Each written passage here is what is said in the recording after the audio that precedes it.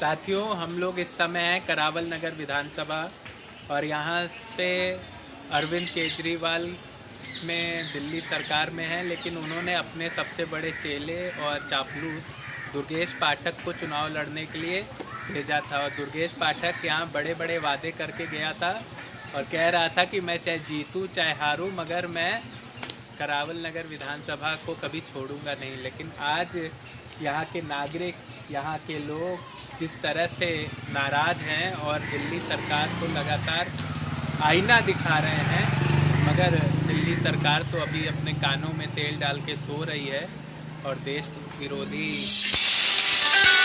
है। तो अब यहाँ के एक भाई हैं। भाई साहब, आपका क्या नाम है? पता है?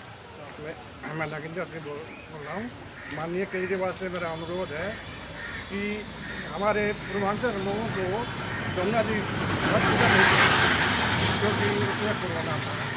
और इस समय किसान रैली जो हो रही है उनके लिए कोरोना नहीं है।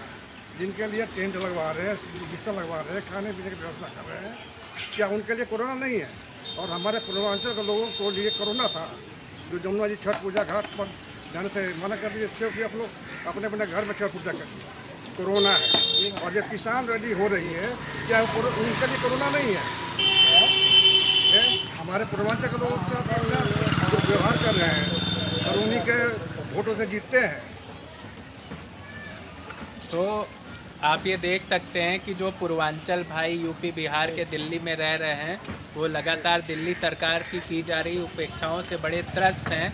भाई साहब यही बता रहे थे कि छठ पूजा, छठ मैया का ये लोग व्रत करते हैं, लेकिन दिल्ली सरकार की गलत नीति और दुर्भावना पूर्वांचलियों के खिलाफ, उसकी वजह से इन लोगों को अपने सबसे बड़े त्यौहार, सबसे बड़े पर्व को भी धूमधाम से ये लोग मना नहीं सके।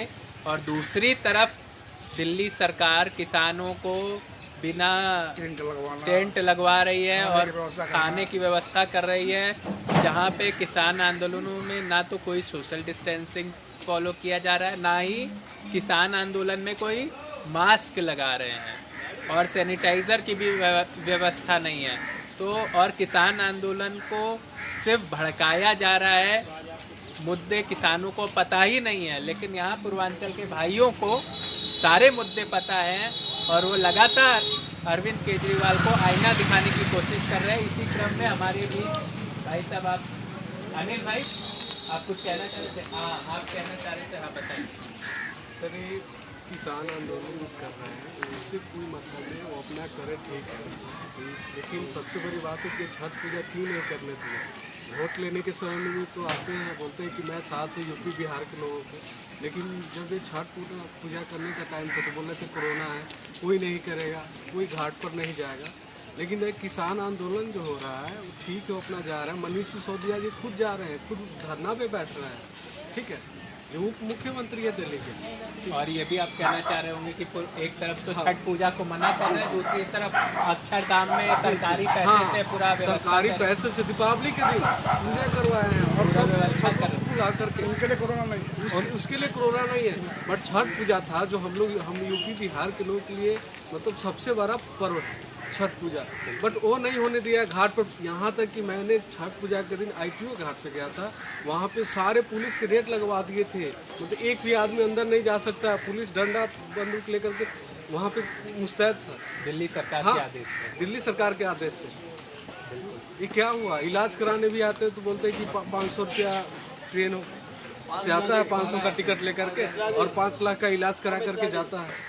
तो क्या ये तो हम यूपी बिहार के लिए मतलब बस वोट लेने के समय में सब बोलते हैं कि मैं यूपी बिहार के साथ हूँ, बट आज भी यूपी बिहार के लोगों का वही हाल है। आज भी यहाँ देखो कोई कूड़ा कचरा, यहाँ तक कि यहाँ जो पानी का बिल है, इससे पहले जो पानी का बिल पहले बोला जाता था, यहाँ तो पानी का बिल बहुत कम आता था, लेकिन अभी जो समस्या है उससे ज़्यादा बिल आ रहा है, पानी का ज़्यादा बिल आ रहा है पानी का। ये तो बस दिखावटी है।